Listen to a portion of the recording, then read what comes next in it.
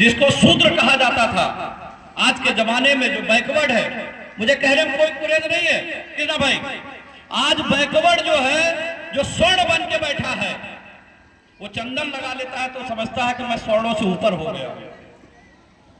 असल में शूद्र यही था।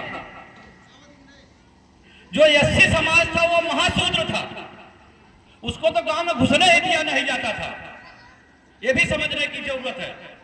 जो बैकवर्ड समाज है, असली शूद्र वही है।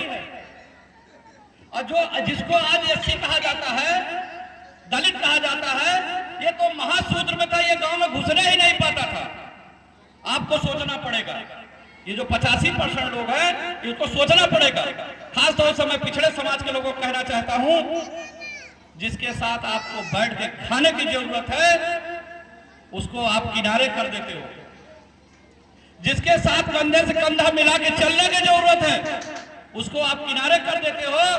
और जिसको दोबारा नहीं बैठाना चाहिए, उसके पैर धो करके आप लोग घरों में छिड़कने का काम करते हो कि हम धन्य धान्य से भरपूर हो जाएंगे।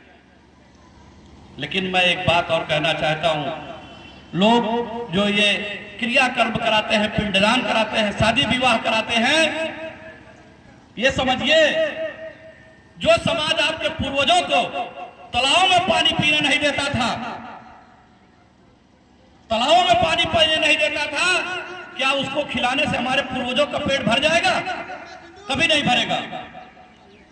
विजय भाई, जो समाज हमारे पूर्वजों को उस तालाब में पानी पीने नहीं देता था जिसमें उनके जानवर पानी पीते थे, हमारे पूर्वज उस तालाब में पानी नहीं पीने पाते थे, और उसको हम बैठा के 56 भोग खिलाते हैं। सोचते हैं कि हमारे पूर्वजों, तो जिसकी हम बरसी कर रहे हैं, जिसकी हम तिरही कर रहे हैं, जिसका पिंडदान कर रहे हैं, हम सोचते हैं कि वो हमारे पूर्वज पा जाएंगे।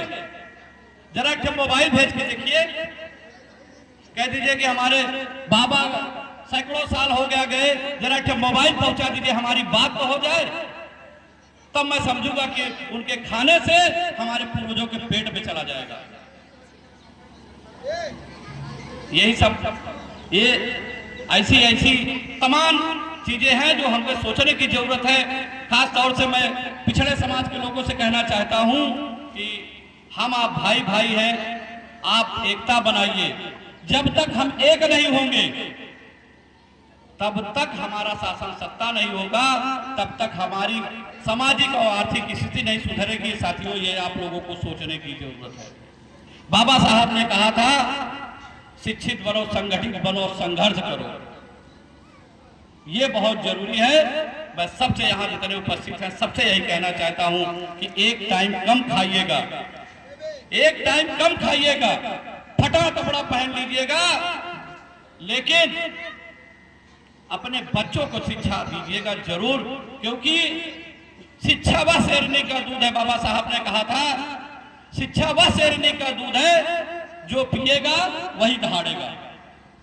आज अगर हम लोग पढ़े लिखे नहीं होते, बाबा साहब की कलम की ताकत के बल पे आज हमारा समाज सुधार नहीं हुआ होता, तो आज मैं यहाँ खड़ा होकर के आपके सामने माइक में बोलने का अधिकार हमारा नहीं था। हम लोग गांव में घुसने वाले नहीं थे। हम लोगों को गांव खेतड़ के बाहर किया जाता था कि तुम लोग खाली खेत में काम करोगे, गांव में नहीं घुसोगे। और जो बैकवर्ड समाज था, जो एससी था, वो जोत बो देता था, काट देता था, तो बैकवर्ड समाज के लोग उसको पीट करके घर पहुंचाने का काम करते थे, कूट पीस करके आटा बनाने का, चावल बनाने का काम करते थे। आटा सान देते थे, रोटी बेल देते थे, लेकिन तावा पर डालने का अधिकार नहीं था। ये बाबा साहब की देन है कि आज जो आप लोग घरों में खाना बनाने का काम कर रहे हैं, वो भी अधिकार नहीं था। अभी हमारी एक दिन से चौराहे पे एक कारीगर थे, उनसे बात होने लगी